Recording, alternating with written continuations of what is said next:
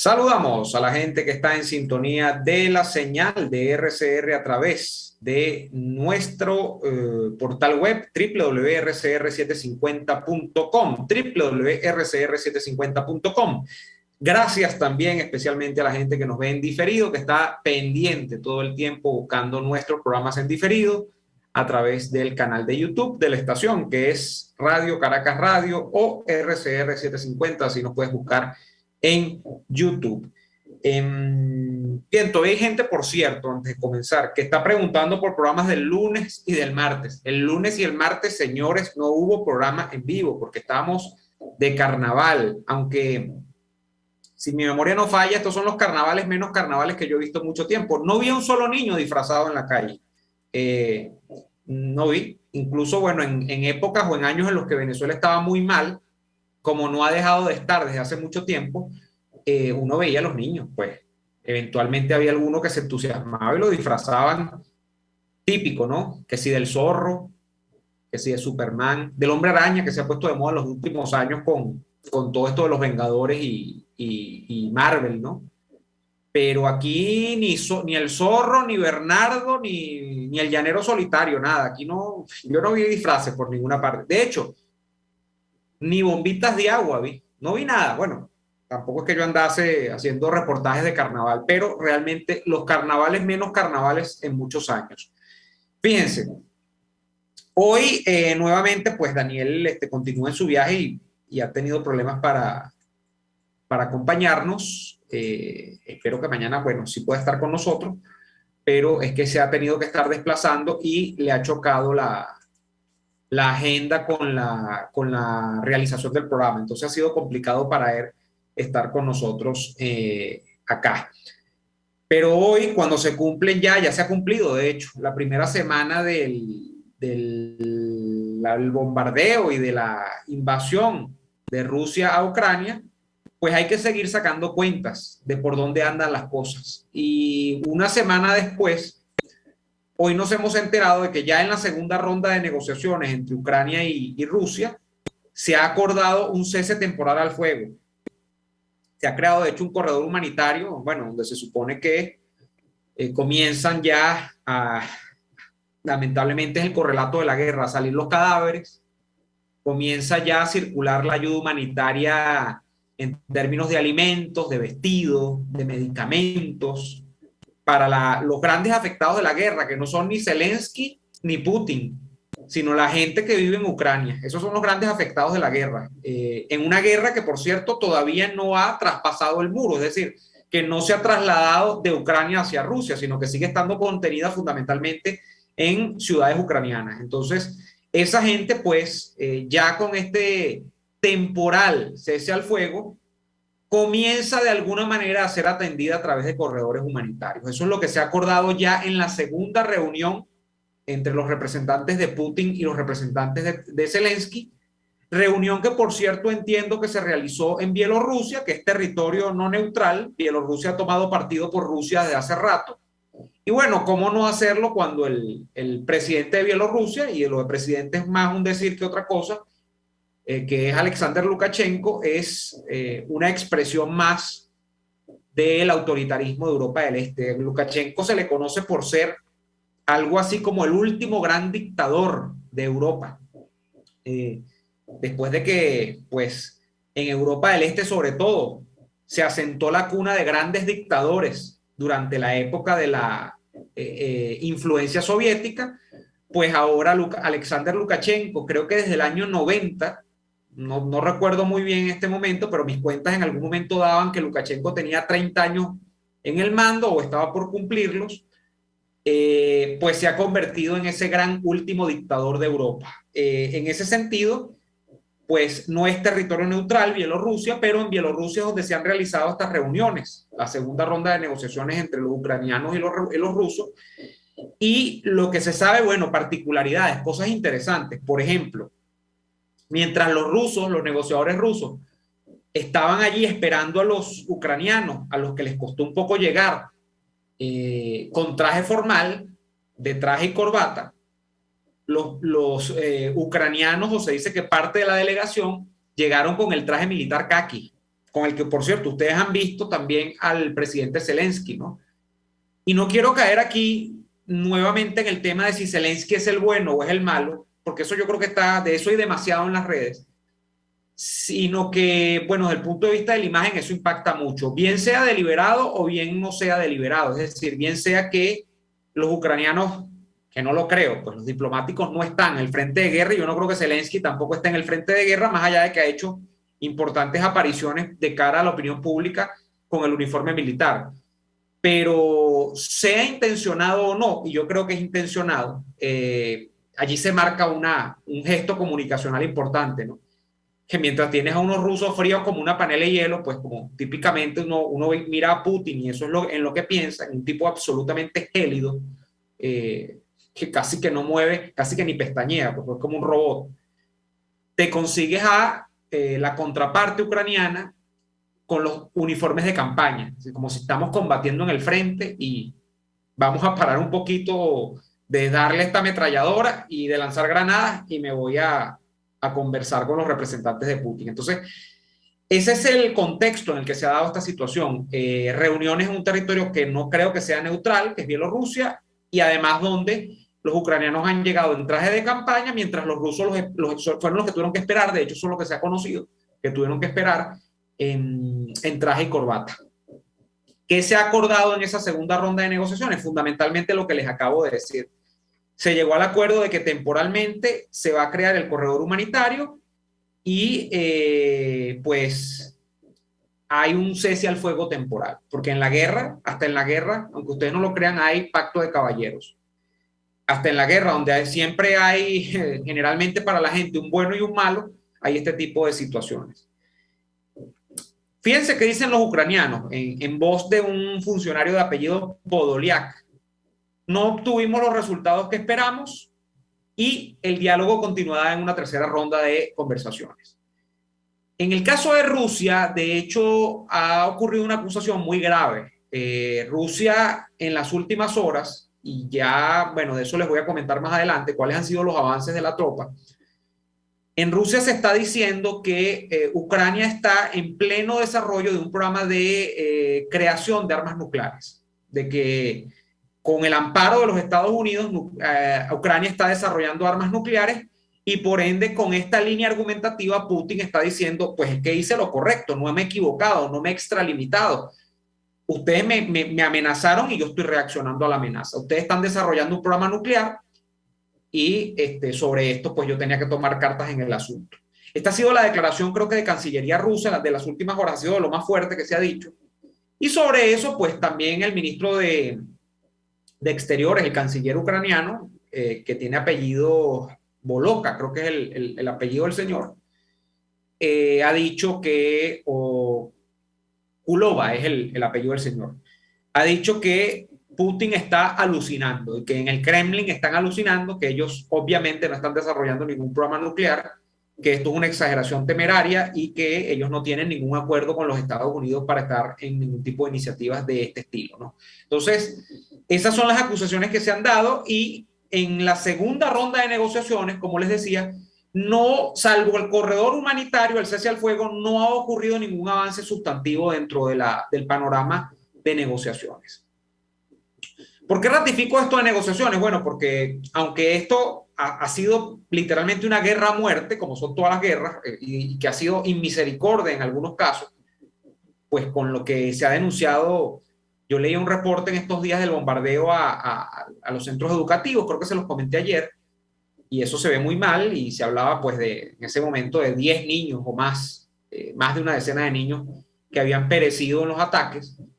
Hasta en esos casos, uno ve que a un presidente hasta cierto punto, que mucha gente podría decir que es hollywoodense, que es el señor Zelensky, y que sale hoy, por cierto, y da otra locución pública con el traje de campaña, con un chaleco y tal, y dice, bueno, ¿qué es lo que quieren? Paren esta locura. Hasta un presidente que se nos ha proyectado como un líder, al menos desde el punto de vista mediático, que está resteado, que está hasta las últimas, pues se producen este tipo de negociaciones. Y habrá que ver hasta dónde o hacia dónde van a decantar estas negociaciones en esa tercera ronda, sobre la que creo que no hay confirmación de la fecha ni el lugar. no hay confirmación de cuándo se van a reunir. La primera fue el lunes, la segunda ha sido hoy jueves, de manera que se podría pensar que esta reunión debería ser a más tardar el fin de semana, es decir, entre sábado y domingo, si no hay ninguna novedad, se debería estar produciendo este tercer encuentro formal. Ya, esto es lo que formalmente se conoce, no se ha dicho nada de lo que podría haber trascendido en las cañerías, pues, en las cosas que no se comunican, en las llamadas telefónicas, etcétera, etcétera, etcétera. O sea, hay una información oficial que dice que van 2 rondas de negociación y vamos a una tercera. No se sabe bajo cuerda qué tipo de diálogos se han producido. Sobre eso no puedo comentar porque es información que desconozco. Pero bueno, vamos a ir al corte comercial y seguimos repasando los avances de la guerra en Ucrania a la vuelta de esta pausa.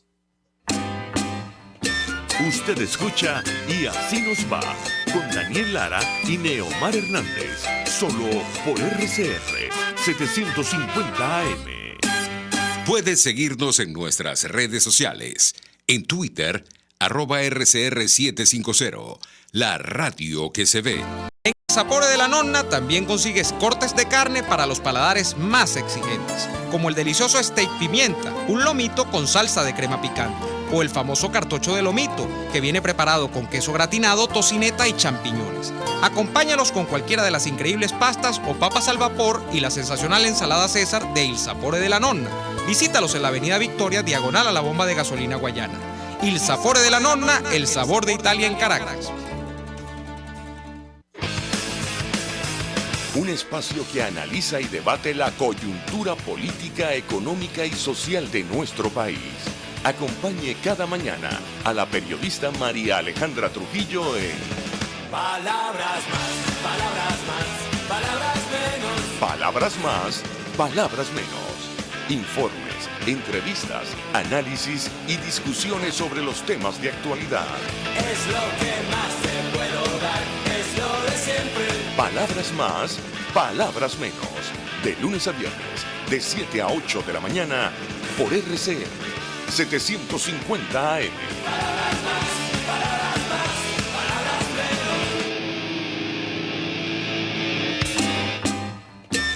Les estamos presentando Y Así Nos Va, cuando se tiene algo que contar, con Lara y Hernández, solo por RCR 750 AM.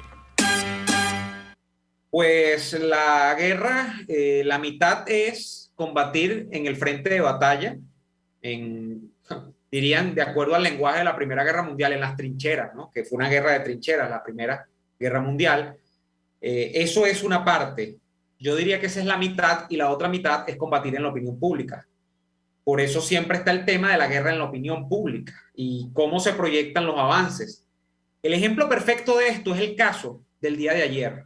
Un caso que estaba apenas en desarrollo cuando hicimos el programa ayer en vivo a las 4 de la tarde, hora Caracas, y que tuvo un desarrollo posterior en la noche. Fíjense que el día de ayer lo que la propaganda rusa quería afianzar en la opinión pública desde temprano, y eso fue desde muy temprano, hora de Europa, era que ellos habían hecho o habían logrado hacerse con el control, habían ocupado plenamente una ciudad que está al sur de Ucrania. Esa ciudad se llama, bueno, depende si la pones en inglés, le dicen Kherson o Kherson, y en español ha sido traducida como Jersón, con J. Esa es una ciudad al sur de Ucrania que tiene una importancia estratégica porque entiendo que es una ciudad portuaria, y además esa ciudad pues empata por esa conexión portuaria con el Mar Negro, de manera que tienen una importancia, no relativa, una importancia bastante considerable. Esa es una ciudad que tampoco es que es demasiado grande, pero tampoco es demasiado pequeña. Estamos hablando de una ciudad que tiene 250.000 habitantes, según los censos, no recientes.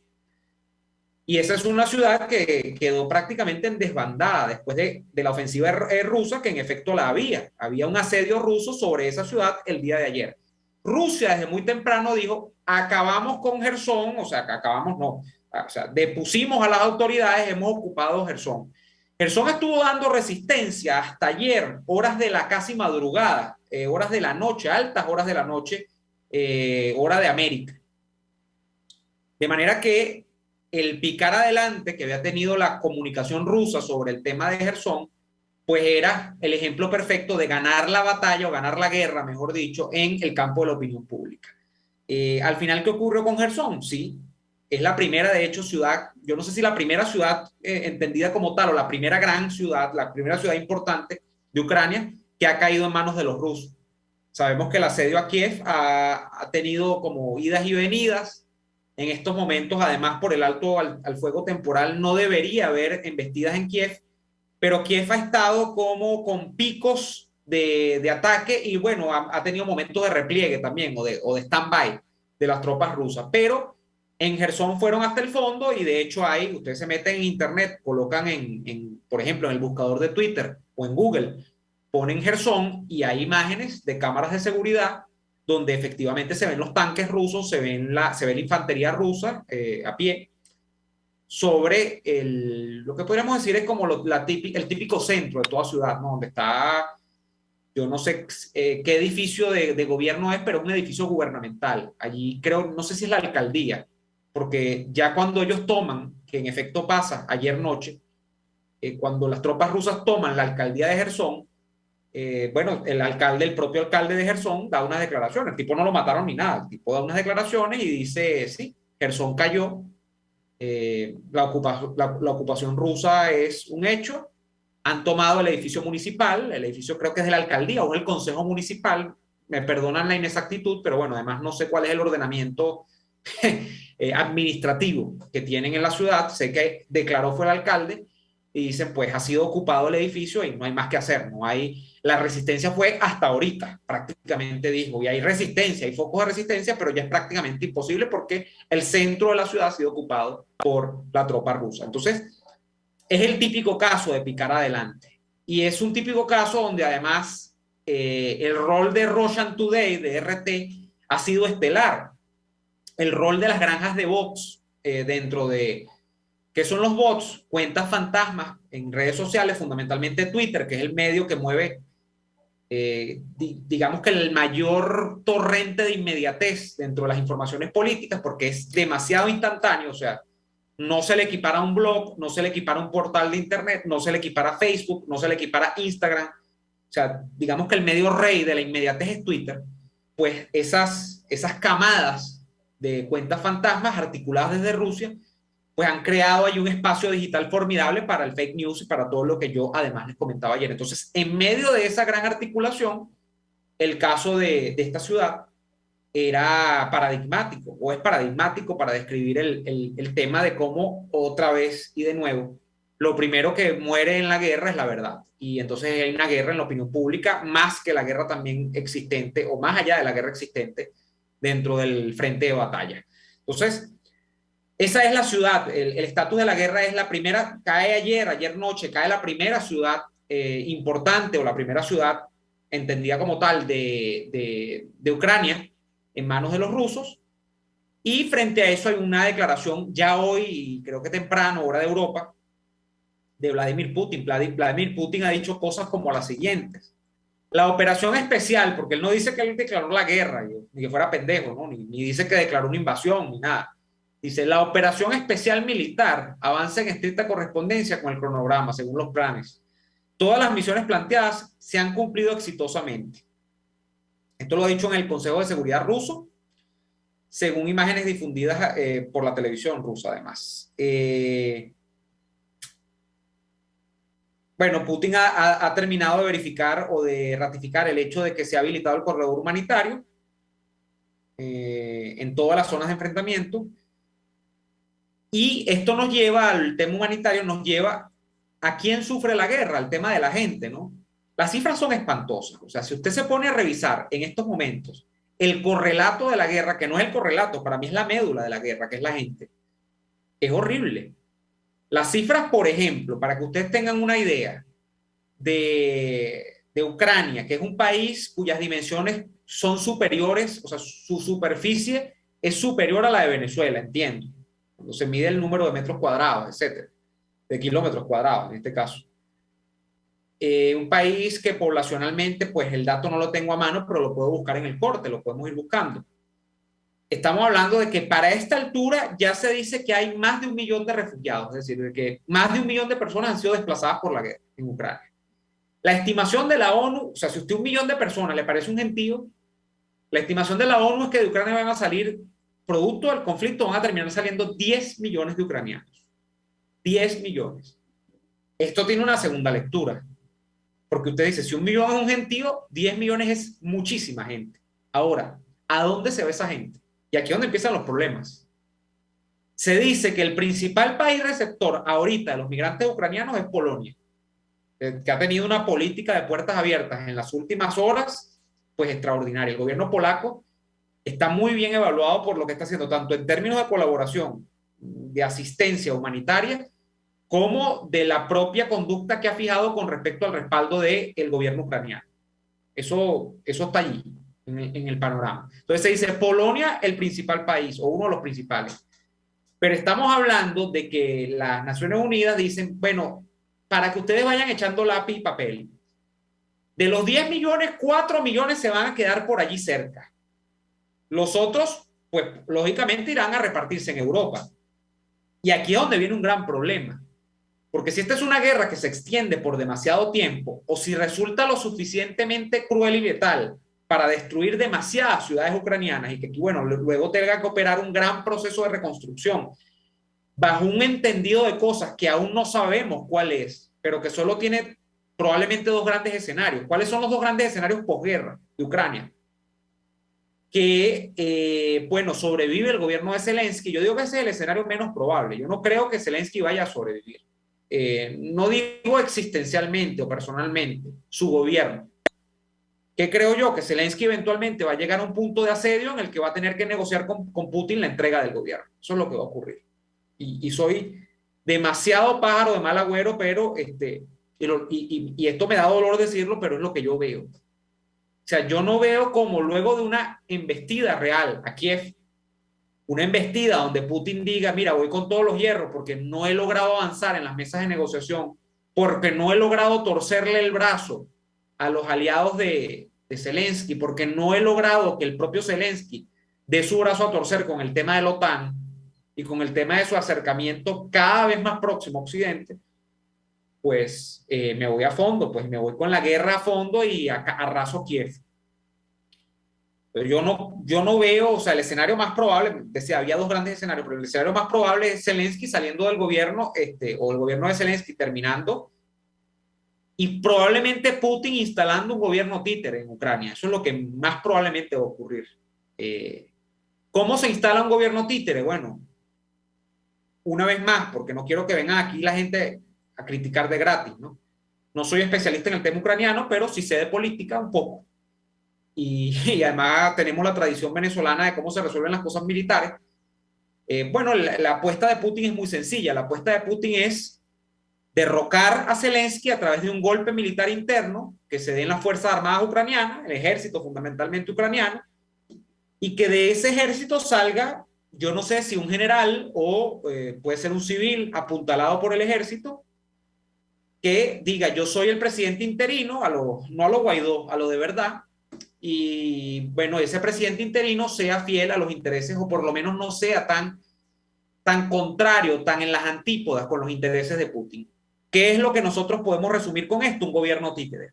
O sea, lo que está planteando Putin, o lo que yo creo que él estaría buscando, es no nombrar él directamente un gobernante, sino que ese gobernante surja de un golpe de Estado en Ucrania y ese gobierno títere sea apuntalado por el Kremlin. Es decir, que ese gobierno se entienda con Vladimir Putin y que no amenace a Putin, y que ese gobierno se aleje de la política de Zelensky de acercamiento a la OTAN, etcétera, etcétera, etcétera. Ese es el primer escenario. Pues el otro escenario obviamente es que Zelensky se crece, pues se le mete el espíritu de los caballeros del Zodiaco cuando estaban en las 12 casas aquellas del santuario. Quienes vieron la comiquita Los Caballeros del Zodiaco se van a reír muchísimo, porque es esto. O sea, Los Caballeros del Zodiaco, que es para mí uno de los mejores animes de la historia reciente. Yo no soy un gran fanático de las caricaturas ni de los animes, pero a mí me marcó Los Caballeros del Zodiaco. En Los Caballeros del Zodiaco la pelea arranca, las 12 casas de los 12 signos del zodiacales, con 12 caballeros que ellos iban a enfrentar y que esos 12 caballeros, pues las probabilidades de triunfo no le daban pues ni el 1%, porque tenían que derrotar a los 12 y los 5 caballeros de bronce, que eran los caballeros del Zodiaco, no tenían capacidad ni para derrotar a uno. Entonces, la gran épica de los caballeros del Zodiaco es como tú, siendo el David de la partida, derrotas a Goliat. O sea, ese es el gran símil, o sea, es la gran semejanza. Es lo mismo, es Zelensky, que arrancó siendo minoría, cuando ya tenemos que ir al corte desde el punto de vista militar, las tropas rusas son más numerosas que las ucranianas. Por ahí hay una comparativa que ustedes las pueden buscar hay una infografía muy buena, no recuerdo ahorita en qué medio, pero vi la infografía donde te ponen incluso el número de unidades militares en términos hasta de embarcaciones, de submarinos. Por ejemplo, Ucrania no tiene submarinos. Entonces se dice, bueno, Ucrania tiene una evidente minusvalía numérica y de poder de fuego. Ahora, esa es Ucrania sola, no Ucrania con la OTAN, que es otra cosa. Pero la leyenda es Zelensky sobreponiéndose a las dificultades y siendo el David de la partida, ¿no? Y entonces le gana la partida a Putin. Pero bueno, vamos a ir al corte y seguimos con los dos escenarios a la vuelta al corte. RCR les está presentando a Lara y Hernández en Y Así Nos Va por su 750 AM. Sintonícenos a través de Periscope, @RCR750, la radio que se ve. Atuplata.com.be, la cuarentena no los detiene. Siguen haciendo envíos desde los Estados Unidos a Venezuela, sin complicaciones. Además de eso, buscan tu carga en Tampa, Orlando y Miami sin ningún costo adicional. Sí, no tienes que moverte. Van hasta la puerta de tu casa y se encargan de todo. Tuplata.com.be, con promoción de servicio de pick-up gratis. Hasta en la cuarentena, tuplata.com.be. En los envíos te da la tarifa más baja y en el menor tiempo. Desde los sectores populares del país se escucha una clara señal. Es el radar de los barrios. Evelyn Martínez y la Red de Ciudadanos le invitan a identificar amenazas, ubicar soluciones y hacer seguimiento eficiente a las problemáticas de cada sector. Un espacio contra la polarización donde se construye de abajo hacia arriba y de adentro hacia afuera. El radar de los barrios, de lunes a viernes, a partir de las 10 de la mañana, solo por RCR 750 AM. Hola, les saluda Alfredo Yuncosa y los invito a acompañarnos a Con Seguridad Radio, el programa pensado en la seguridad de los ciudadanos y las organizaciones. Con Seguridad Radio, todos los sábados a las 12 del mediodía, por RCR, la radio que se ve.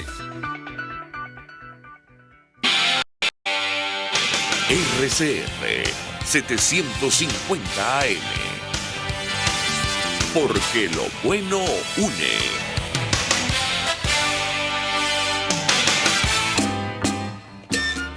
Estamos escuchando Y Así Nos Va con Lara y Hernández por RCR 750 AM. De vuelta en Y Así Nos Va. Gracias a toda la gente que está en sintonía en vivo. Y, por ejemplo, entre los oyentes hay un dato importante que me apuntan acá. Ucrania tiene cerca de 600.000 kilómetros cuadrados de superficie y su población es de 40 millones de habitantes. No está muy lejos de Venezuela. Venezuela ligeramente superior, claro, si metemos al grueso de la diáspora en el mundo, ligeramente superior a los 30 millones de habitantes. Venezuela debe estar por los 32, no sé. O sea, estamos hablando de un país que poblacionalmente no es muy distinto a Venezuela. Bueno, hablamos de un segundo escenario. Un escenario Caballeros del Zodiaco, David versus Goliat, la épica de Zelensky. Pues Zelensky logra repeler la embestida rusa, o Putin por alguna razón no se va a fondo en Kiev, no logra tomar Kiev. Y en ese escenario, por supuesto que pues se va a crear un escenario también para la destrucción material. Porque yo comienzo a hablar de estos dos escenarios a partir de lo que representan los éxodos en estas guerras, ¿no? Y estamos hablando de que el ucraniano es un éxodo de unas 1 millón de personas a esta altura. Luego se ha dicho que ese éxodo podría llegar hasta 10 millones de personas. Y esto va a complicar, o sea, ¿cuál es la complicación antes de seguir con el segundo escenario? Esto va a complicar a Europa, sobre todo Europa del Este, pues que tampoco es que son países demasiado densamente poblados y que son países con demasiadas facilidades para dar albergue a grandes cantidades de migrantes. Más allá de que estos migrantes puedan compartir algunas características con ellos, que no todas. Allí va a venir una complicación para los estados-nación de Europa del Este. O sea, ¿cómo maneja ese flujo migratorio? No vayamos muy lejos. ¿Es que acaso en América, no estamos hablando de una guerra convencional, aunque el chavismo nos ha declarado la guerra a nosotros los venezolanos por 20 años, ¿no? Pero ¿es que acaso nosotros en América, y la expresión muy clara de esto no son los episodios de xenofobia en Brasil, en Perú, en Ecuador, en el propio Chile, que por qué no decirlo, en algunos casos en Colombia, aunque en menos proyección, todo este gran flujo migratorio, o sea, todo gran flujo migratorio va a crear un problema, sobre todo en países que no tienen economías preparadas para eso. Entonces aquí hay un correlato, el primer correlato grande de la guerra es la implicación de esos flujos migratorios por Europa ahora. Eso es algo que no se está comentando mucho. Bueno, la ONU está diciendo, está saliendo esta cantidad de gente. Vamos a ver cómo eso va a alterar a una Europa convulsa. Ya además, quizá no tanto en Europa del Este, sino más hacia el centro, más hacia el sur, con los flujos migratorios que se dan, por ejemplo, a Francia, a España. España ha registrado ayer una cifra récord en Melilla. No recuerdo cuál es la cifra exactamente, pero se dice, yo lo leí en los medios españoles, que la invasión africana a Melilla registró ayer una cifra récord, o sea que no se tenía precedente del ingreso de estos ciudadanos africanos que llegaron a Melilla y que brincaron la famosa verja que hay allí y tal, en mucho tiempo. O sea, es una cosa que no tiene precedente inmediato. Hoy continúa la situación. O sea, hoy otro grupo importante de migrantes ilegales llegan y pasan la frontera por la reja, la verja esa que está ahí, la valla, no sé cómo es que le dicen. El caso es que Europa y su flujo migratorio se mueven muchísimo, hay un gran problema, eso va a crear un gran problema, pero en ese segundo escenario de un Zelensky resistiendo, yo no creo que Zelensky vaya a resistir en un campo de rosas. Allí se creará un espacio para la destrucción, allí va a haber una pérdida importante de infraestructura, ahí va a haber un golpe importantísimo a la economía, en una economía ucraniana que no es una economía mocha, una economía más o menos, bueno, de respetar. Y en ese sentido, va a haber, que para mí es lo más importante, si Putin sale derrotado de la guerra, que es en lo que se están tratando de afincar los medios pro-occidentales, digámoslo, en que Putin tiene problemas internos en la estructura de poder rusa. Por ahí hay una noticia donde no recuerdo qué alto funcionario ruso apareció suicidado ayer. Suicidado, lanzado de un segundo o tercer piso y cayó en la calle. ¡Pah! ¡Ay, se suicidó! ¡Qué raro! Donde hay información, por ahí la leí en un periódico español también. Yo leo tantas cosas que se me van a veces los nombres. De un supuesto asesor de Putin que ha generado problemas en el fuero interno porque le ha dicho a Putin que se está volviendo loco. O sea, fue un error meterse en Ucrania y que es un error emplear más dinero y emplear más tropas en reforzar, en redoblar el ataque a Ucrania. Bueno, eso es lo que se nos quiere vender desde la prensa occidental. Yo no voy a decir que eso es verdad, yo no voy a decir que eso es mentira, pero lo que sí sé es que si el señor Zelensky resiste y si Putin pierde la guerra en Ucrania, si la pierde como la está perdiendo en la opinión pública, pero la pierde en el campo de batalla también, que es lo peor del caso, pues eso va a tener unas repercusiones tremendas en el régimen ruso.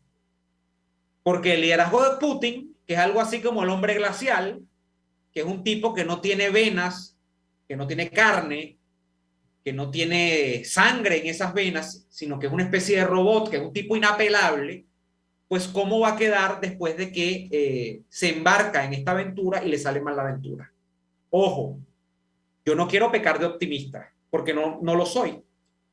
Yo creo que este segundo escenario es el menos probable de los dos. Yo no creo que Putin vaya a perder la guerra. lamentablemente. Pero si Zelensky se alza, repito, con los lauros después de esto, bueno, esto no es como que, a ver, Estados Unidos se metió en Afganistán y aunque es una guerra que se corrió entre 3 presidentes o 4, ya perdí la cuenta, George Bush, Barack Obama y Donald Trump, 3, y ahora Biden. Y bueno, no, y el presidente sigue allí, sacamos las tropas, admitimos que no nos fue tan bien como queríamos que nos fuese, sacamos las tropas y el gobierno sigue. No. Yo veo muy difícil realmente de que si esta guerra se pierde en manos rusas, el responsable directo, quien se ha cargado la guerra al hombro, que es Vladimir Putin, que es, recuérdenlo ustedes, además, el hombre que sale en la transmisión de televisión cuando el Consejo de Seguridad y el emisario ruso está ahí hablando sobre el sexo de los ángeles, sobre si pues existen 5 o 10 variantes del color azul en la escala Vero Prismacolor, o sea, si hay, o sea, porque eso es lo que estaban hablando y estupideces. Y sale Putin y dice, no me importa, voy a la guerra, mandé a hacer una operación militar en Ucrania. Va a ser muy difícil que ese caballero quede en pie después de que esta guerra pues termine, que eventualmente va a terminar. No sabemos si en meses, no sabemos si en años, yo no lo creo que se extienda tanto, o no sabemos si en días. Eventualmente, si esto termina y el bando ganador es OTAN, Ucrania, Zelensky, Europa, Unión Europea, que eso es lo que se va perfilando desde el punto de vista de Occidente, de los medios de Occidente, es lo que se quiere perfilar, va a ser muy complicado para Putin. Porque al Putin embarcar a Rusia y a los oligarcas rusos en esta guerra, Putin comprometió el queso de la tostada de esos oligarcas, de ese aparato de financiamiento ruso, del aparato militar ruso. Y alguien tiene que pagar. Más en una sociedad y con un sistema político como el ruso, que salió de la Unión Soviética, de un partido único, de un partido pues donde a la gente la suicidaban y donde parece que en ese país siguen suicidando a la gente, donde las cosas son draconianas, donde esa gente no conoce la democracia, pues, y que la democracia tiene errores, tiene aciertos, tiene fallos, tiene de todo un poquito, y donde se pasó de la Unión Soviética a la construcción de un Estado mafioso, de un capitalismo de Estado, amparado primero en Yeltsin y después en Putin. Ustedes no me van a decir que Putin va a salir indemne, o sea, que él va a salir caminando así, no. Allí puede estar en juego, pues, el futuro de Rusia, literalmente, y el liderazgo político de Rusia. Entonces, cuidado porque no es tan fácil. En ese segundo escenario, además hay repercusiones internacionales. En un escenario, aquí estoy un poco, no soñando, esto es proyectar el escenario, pero para mí es, repito, el menos probable. En un escenario donde el poder de Putin se complica, pues habría que buscarse un estudioso de las relaciones de poder rusas, del aparato de poder ruso, a ver cómo están las facciones allí. Eso no es muy público. Es lógico que una autocracia, y una autocracia tan personalista como la de Putin, uno no sepa mucho de cuáles son los grupos de poder dentro del aparato de gobierno, el aparato de dominación. Pero en ese escenario, yo creo que con un Putin caído en desgracia, pues ahí hay una repercusión en Cuba, hay una repercusión en Venezuela, hay una repercusión en Nicaragua, hay una repercusión en Argentina, que acaba de suscribir acuerdos económicos con Putin, hay una repercusión en China. O sea, esto no es estupidez. Y obviamente que una victoria de Zelensky sería algo así también un poco en clave de Rómulo Gallegos, la victoria de la civilización contra la barbarie, así nos lo plantean los medios occidentales, y desde ese punto de vista, civilización versus barbarie, Occidente versus Rusia, pues Biden se ganaría unos punticos también. Eso hay que decirlo también, porque, y la Unión Europea se ganaría unos punticos, después de la desgracia que significó la declaración de Borrell en las primeras de cambio, diciendo que la gran política de la Unión Europea era sancionar a Rusia con sacarla de Eurovisión. O sea, esa era la gran política de sanciones de Europa. Entonces, cuidado porque la guerra en Ucrania tiene repercusiones. Lo que pasa es que yo creo que, volviendo al centro de la discusión, el escenario más probable es que nada se altere. Y que ese escenario más probable lleve a que se ponga allí a un presidente que, si no es títere, al menos no se incomodó con Putin, se dé una sustitución en la jefatura del Estado, en el caso de Zelensky, y bueno, y Occidente tendrá que ver cómo amortiguar la derrota, cómo haber llevado esta situación. Eso es lo que yo veo. Ojalá que no. Ojalá que pues el espíritu de los caballeros del Zodiaco acompañe a Zelensky, ojalá que Europa se comprometa en la defensa de Ucrania, ojalá que Estados Unidos no deje de acompañar a Zelensky y bueno, veremos. Tenemos que hacer nuevamente la pausa comercial y ya venimos con más de Y Así Nos Va. Escuchamos Y Así Nos Va con Lara y Hernández, porque la realidad no se tapa con un dedo, solo por RCR 750 AM. Puedes seguirnos en nuestras redes sociales. En Twitter, @RCR750, la radio que se ve. Antojos de pizza, pasta o risotto durante la cuarentena. Lo resolvemos. En Il Sapore de la Nonna tienen delivery a varias zonas de Caracas. Así es, Il Sapore de la Nonna te lleva lo mejor de la comida italiana hasta la puerta de tu casa. Haz tu pedido por el 0212-634-0982 o por el 412-569-9404 y disfruta de todo su sabor. Il Sapore de la Nonna en cuarentena sigue siendo el sabor de Italia en Caracas. Atuplata.com.be, la cuarentena no los detiene. Siguen haciendo envíos desde los Estados Unidos a Venezuela sin complicaciones. Además de eso, buscan tu carga en Tampa, Orlando y Miami sin ningún costo adicional. Sí, no tienes que moverte. Van hasta la puerta de tu casa y se encargan de todo. Tuplata.com.be con promoción de servicio de pick-up gratis. Hasta en la cuarentena, tuplata.com.be en los envíos te da la tarifa más baja y en el menor tiempo. Les estamos presentando Y Así Nos Va, cuando se tiene algo que contar, con Lara y Hernández, solo por RCR 750 AM.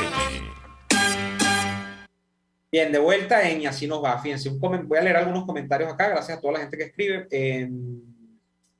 Alexander Medina plantea lo siguiente. Saludos, buenas tardes, Neomar, desde República Dominicana. Putin no ha usado por completo su poderío, por lo que quedaría indefensa Moscú ante un eventual ataque de la OTAN y de Estados Unidos. Bueno, no sé si quedaría indefensa Moscú, Alexander, pero lo que sí luce, y de hecho eso tú lo ves con los convoys y lo ves con el despliegue en el terreno, es que evidentemente Putin no ha desplegado toda su fuerza.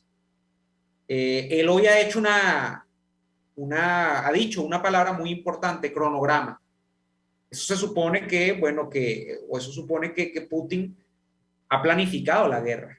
Y en la guerra usted no se lanza con todas a la primera. Usted no quema todos los cartuchos en la primera vuelta. Usted va dosificando. De hecho, usted engaña al rival. Usted dice al enemigo, usted dice, me voy a sentar para que tome confianza, para que embista él, porque cuando él embista yo entro por este lado. O sea, esa es la guerra, el arte de la guerra. Entonces, sí hay una cosa, yo no sé si quedaría indefensa Moscú, no lo creo. Debe haber un aparato destinado al resguardo de la seguridad interna y otro que es el que hace la ofensiva externa, ¿no? Pero yo lo que sí puedo dar por sentado de esa afirmación es lo primero, y es que Putin no ha utilizado todo su poder de fuego en las primeras de cambio. ¿Por qué? No lo sé. ¿Será que Putin estaba pensando que pegándole un susto a Zelensky, que es lo que ha hecho básicamente hasta ahora, el tipo iba a aflojar y se iba a rendir en las primeras de cambio? Recuerden los informes de inteligencia, ya yo lo refería en Twitter, que eso es otra cosa que hay que decir. En Occidente no le daban más de 3 días a Zelensky aguantando la embestida, 4 a lo sumo. Decían, va a aguantar 2, 3, máximo 4. 96 horas, eso es lo que dijeron, creo que lo que decía incluso el Departamento de Estado de los Estados Unidos, eso se coló en alguna publicación de un portal noticioso. Y el señor ya ha cumplido la primera semana, se aguantó más de 96 horas ya. Entonces, ¿por qué Putin no desplegó todo? Bueno, estamos en el campo de la hipótesis, pero es por eso, puede haber algo de eso, de que es que él creía, y la intención de Putin tampoco es promover tierra arrasada, ¿no? Aunque ha arrasado porciones importantes del territorio ucraniano, pero no es llevarse todo lo que consiga a su paso, sino era pegar un susto, como quien habla en criollo, y con eso, pues, Ucrania negociase la rendición, capitulara. Eso puede ser perfectamente. Y eso puede estar todavía en el panorama, eso puede estar sobre la mesa. Hay otra persona por acá en el chat que decía el tema del correlato económico. Bueno, vamos a partir de una cosa, la guerra desdibujó la pandemia de la conversación mundial. Nadie habla ya del COVID, y no es que el COVID no exista. Tiene usted, y probablemente usted tiene, o sea, hay 70% de probabilidades de que lo que yo le estoy diciendo usted lo haya comprobado en carne propia, que es que usted le haya dado COVID. A la altura de hoy, yo creo que el 70% de la población mundial, sin saber o sabiendo, ha contraído COVID en los últimos 2 años. Yo no estoy negando el COVID, pero fíjense cómo la agenda noticiosa mundial tiró una voltereta y ahora no se habla de la pandemia, sino por ahora la guerra. En un contexto donde además Estados Unidos sigue metido en una espiral inflacionaria, donde los puntos de Biden están muy bajos, y por eso es que yo creo que hay que ponerle atención a Estados Unidos y lo que pueda salir de la guerra, porque si queda bien parada Ucrania, pues la victoria en las guerras tiene demasiados padres, y uno de los primeros padres que va a tener esa victoria es Joe Biden. Eso, así no lo quiera, él va a figurar allí y se va a meter, que no es que no lo quiera, claro que lo quiere, necesita, o lo necesitaría además. Recuerden que hay elecciones este año en Estados Unidos, elecciones de medio término. El señor Macron, que va a la reelección también en Francia. Y así pues distintos países de la OTAN que se van a echar, el señor Johnson en Inglaterra, en el Reino Unido, la Gran Bretaña, que tampoco es que cabalga, ¿no?, sobre olas de popularidad. Entonces, eso por allí. Y bueno, y está el viejo elemento, la guerra es un dinamizador de las economías a través de la industria de la guerra. ¿Qué es lo que han hecho los países de la OTAN desde que comenzó el conflicto? Te vamos a mandar máquinas, te vamos a mandar maquinaria de guerra, te vamos a mandar armas. Eso no es de gratis.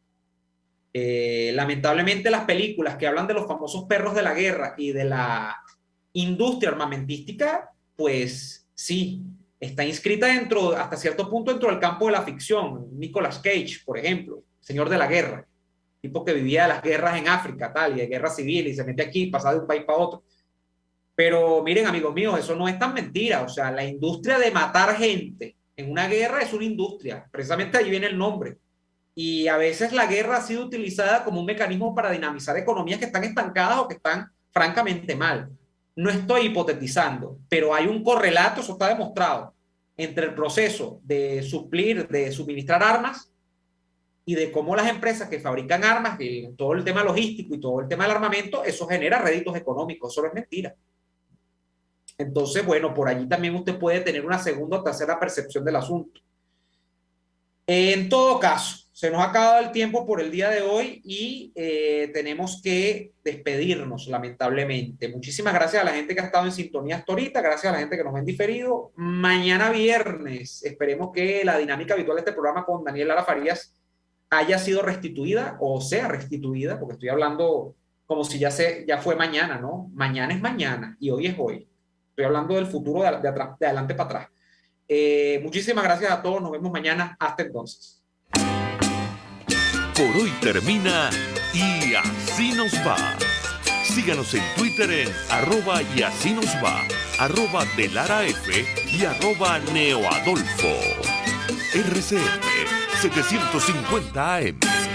RCR presentó Y Así Nos Va, una producción nacional independiente de Neomar Hernández, certificado número 25178, para dar cumplimiento al artículo 14 de la Ley de Respeto